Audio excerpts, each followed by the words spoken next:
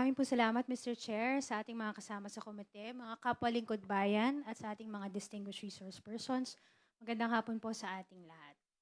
Sa tuwing may bagyo, lindol o ibang sakuna, ang tanong ng mga apektadong pamilya, kailan darating ang tulong?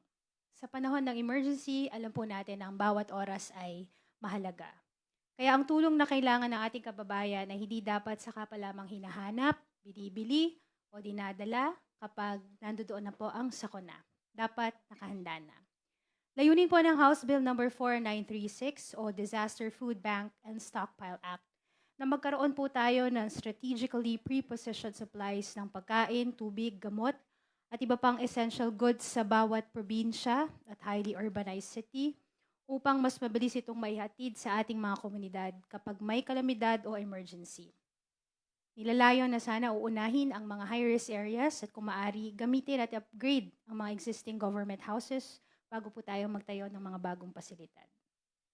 Ang mga stocks ay regular na imomonitor at i-replenish upang maiwasan ang pagkasira at pag-aaksaya. At hanggat sa maaari po, ay bumili po tayo mula sa ating local farmers, fisherfolk, cooperatives at small businesses. Sa ganitong paraan, habang naghahanda tayo sa sakuna, nakakatulong din po tayo sa kabuhayan ng ating komunidad. Sa ilalim ng panukalang ito, kapag dumating ang sakuna, mas kaunting oras ang hihintayin ng bawat pamilya bago po dumating ang tulong na kailangan nila.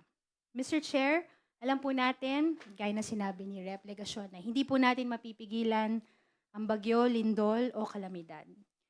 Pero kaya po nating pagdahandaan ang mga ito at ang pinakamabilis na tulong ay iyong nakahanda na bago pa po dumating ang kalamidad. At dahil po dito, hinihiling ko ang suporta ng lahat ng miyembro ng ating komite para sa House Bill number 4936. Maraming pong salamat, Mr. Chair. Maraming salamat, Representative Cruz.